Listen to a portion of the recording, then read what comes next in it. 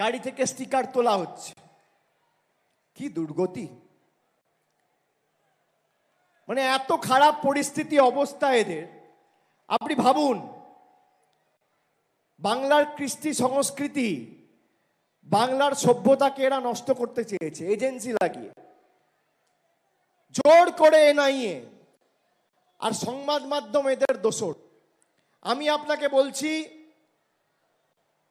একাশের সংবাদ মাধ্যম আর বিচারপতি এখন তো দেখে নিয়েছে, যা বসে চাকরি বাতিলের রায় দিয়েছে তারা আজকে বিজেপির প্রার্থী। আপনারা কেউ অস্বীকার করতে পারবেন না। সংবাদ মাধ্যম একাংশ এদের সাথে হাত মিলিয়েছে, বলেছিল বোম ফাটাবো। বিজেপির নেতা কি বোম ফাটলো? 25,000 যোগ্য লোকেদের চাকরি বেকার। আমি ধরে নিলাম তর্কের খাতিরে কিছু লোক অন্যায় করেছে, কিছু লোক দুর্নীতি করেছে। 100 দিনে যেভাবে 500 লোক দুর্নীতি করেছে বলে 50 লোকের টাকা বন্ধ করে দিয়েছে, একইভাবে 25,000 লোকেদের, এর মধ্যে অধিকাংশ 80-90% প্রায় মেধাবী। একদিকে মমতা ব্যানার্জি চাকরি দিচ্ছে, আর একদিকে বিজেপি চাকরি খাচ্ছে। একদিকে আমরা টাকা দিচ্ছি, আর একদিকে মোদিজি টাকা নিয়ে চলে যাচ্ছে। আপনি বলুন না, আধার আর প্যান কার্ডের লিঙ্ক করা নাম করে মোদিজি টাকা নেয়নি? নিয়েছে কি নেয়নি মায়েরা? মমতা বন্দ্যোপাধ্যায় দুয়ারে সরকারে ফর্ম ফিল আপ করিয়ে আপনাদের থেকে টাকা নিয়েছে? কেউ বলতে পারবেন? দিদি দিচ্ছে আর মোদিজি আটকে দিচ্ছে।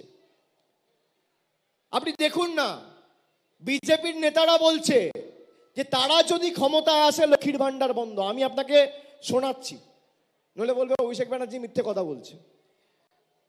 আমি আপনাদের ভয়েস রেকর্ডিং শোনাচ্ছি জনসভা থেকে। কুচবিহারের বিজেপির সভানেত্রী দীপা চক্রবর্তী, তিনি প্রকাশ্যে সভা করে বলেছেন, কি বলেছেন শুনুন।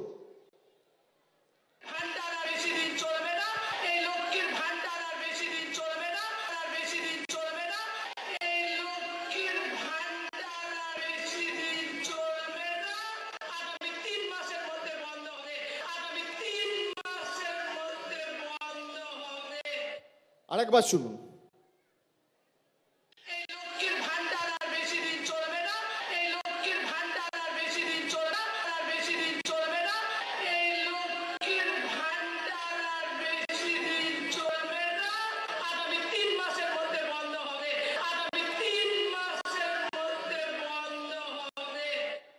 বলছে লক্ষ্মীর ভান্ডার আর বেশি দিন চলবে না, আগামী 3 মাসের মধ্যে বন্ধ হবে।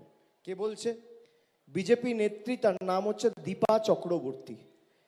তিনি এই মন্তব্যটা করেছেন আজকে প্রায় 10 দিন হয়ে গেল। বিজেপির তরফ থেকে কোনো রকম শোকজ করা হয়নি, কোনো সমালোচনা হয়নি, তাকে দল থেকে বহিষ্কার করা হয়নি, তার বিরুদ্ধে কোনো পদক্ষেপ গ্রহণ করা হয়নি দলগতভাবে। তার মানে বিজেপির রাজ্য এবং কেন্দ্র স্তরের নেতাদের সমর্থন নিয়ে কথাটা উনি বলছেন। ধরে নেওয়া যাক উনি বলছেন যে বিজেপি জিতলে লক্ষ্মীর ভান্ডার বন্ধ হয়ে যাবে। আমি মায়েদের জিজ্ঞেস করতে চাই, আপনারা চান মায়েরা লক্ষ্মীর ভান্ডার বন্ধ হোক? মায়েরা চান? চান? তা যারা আপনার বাড়ির টাকা আটকেছে, 100 দিনের টাকা আটকেছে, তার লক্ষ্মীর ভান্ডার আটকাতে চায়, তাদেরকে 13 তারিখ জবাব দেবেন না? দেবেন না? হাত তুলে বলতে হবে। আমি জানি খুব গরম, কষ্ট হচ্ছে। আগামী 13 তারিখ জবাব দেবেন না যারা আপনার লক্ষ্মীর ভান্ডার আটকাতে চায়? আমি আপনাকে বলছি, বোতামটা এখানে টিপবেন, ভূমিকম্প দিল্লিতে হবে। আর আমি কথা দিয়ে যাচ্ছি, যতদিন তৃণমূল রয়েছে আর মমতা বন্দ্যোপাধ্যায় সরকার রয়েছে, যতদিন আমাদের সরকার রয়েছে, ভারতবর্ষের যত বড় শক্তি চেষ্টা করুক, আপনার লক্ষ্মীর ভান্ডার কেউ আটকাতে পারবে না, এটা আমাদের গ্যারান্টি। আপনি যেভাবে লক্ষ্মীর ভান্ডার পাচ্ছেন, যত আমাদের সরকার রয়েছে, যতদিন আমরা আছি, একইভাবে মাসের 1-2 তারিখের মধ্যে সরাসরি আপনার ব্যাংক অ্যাকাউন্টে লক্ষ্মীর ভান্ডারের টাকা যাবে প্রতি মাসে। হাজার বাধা বিপত্তি প্রতিকূল আসুক, আপনার টাকা কেউ আটকাতে পারবে না।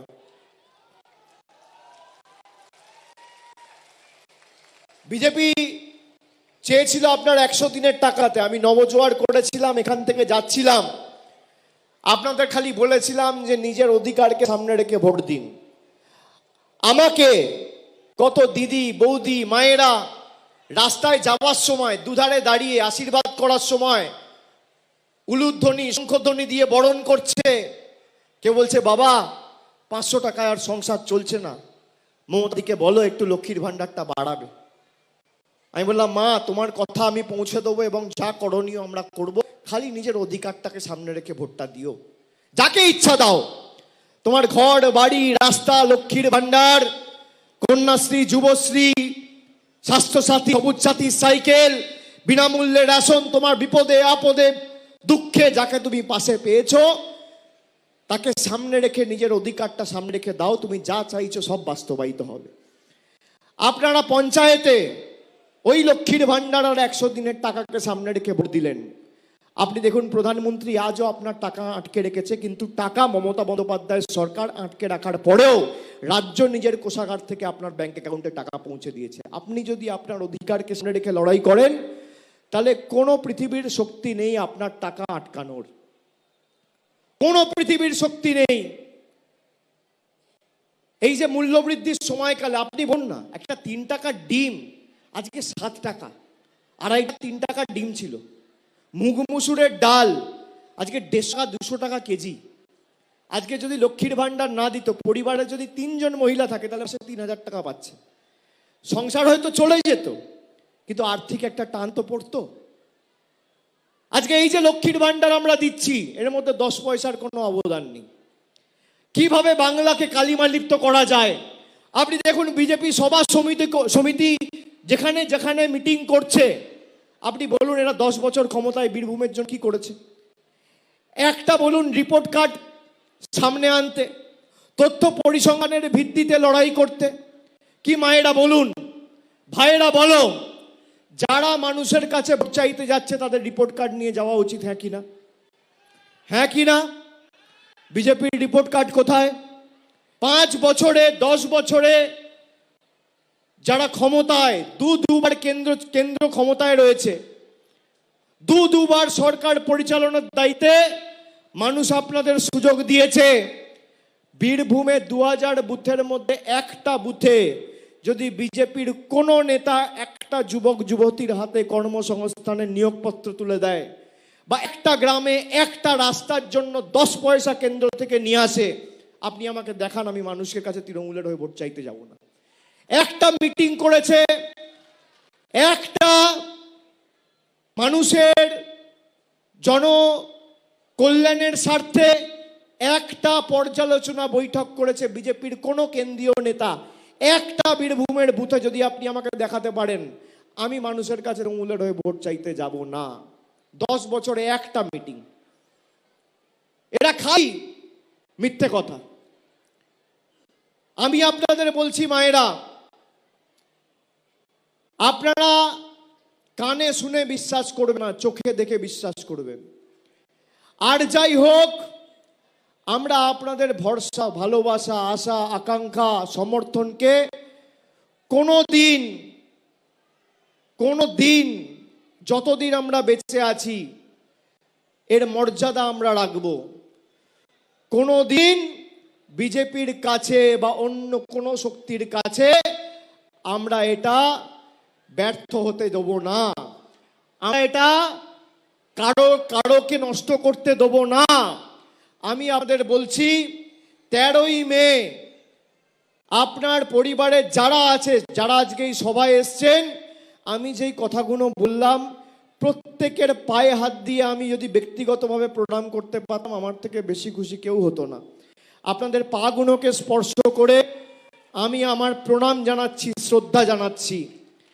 প্রত্যেকটা কথা আপনারা 5 জনকে বলুন যে কিভাবে মানুষকে বঞ্চিত করে রেখে বাংলার মানুষের 50 লক্ষ মানুষের বাড়ির টাকা বন্ধ, আর দিল্লিতে 20,000 কোটি টাকা খরচা করে দেশের প্রধানমন্ত্রী আর উপরাষ্ট্রপতির বাসভবন তৈরি হচ্ছে।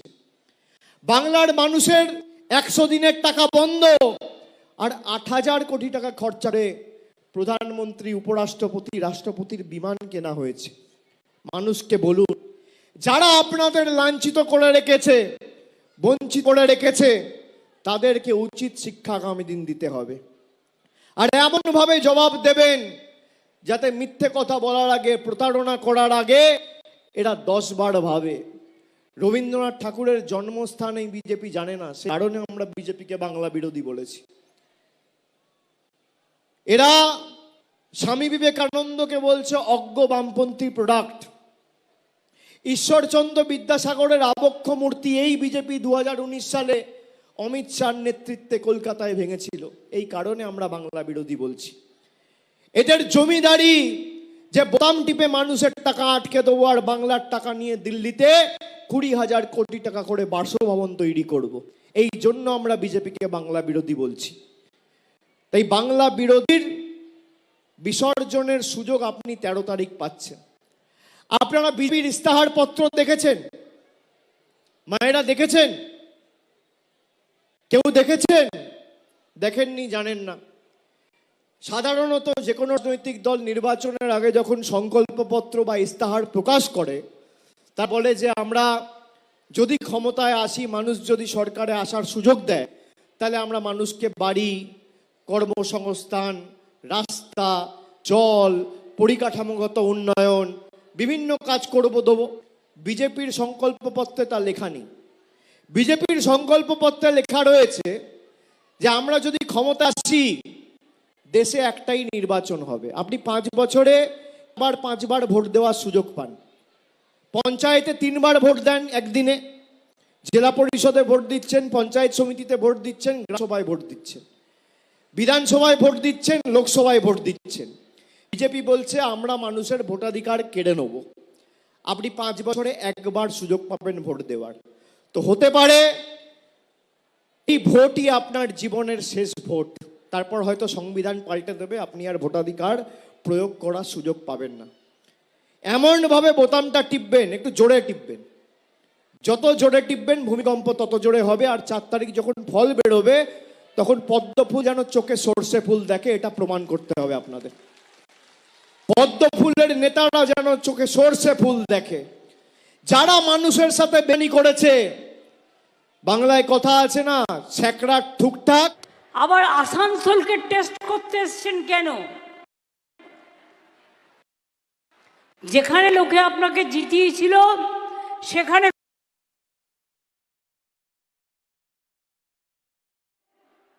কোন দিন? এটা প্রতিবাদের ভোট, প্রতিরোধের ভোট, প্রতিশোধের ভোট। বিজেপিকে যোগ্য জবাব দেওয়ার ভোট, উচিত শিক্ষা দেওয়ার ভোট, লক্ষ্মীর ভান্ডার অব্যাহত রাখার ভোট, বাংলা বিরোধীদের উৎখাত করে বাংলা থেকে বিতাড়িত করার ভোট এবং স্বৈরাচারীদের যোগ্য জবাব দিয়ে উচিত শিক্ষা দেওয়ার ভোট। স্বৈরাচারীদের বিসর্জন দিতে হবে মায়েরা, দেবেন তো? স্বৈরাচারীদের বিসর্জন হবে তো?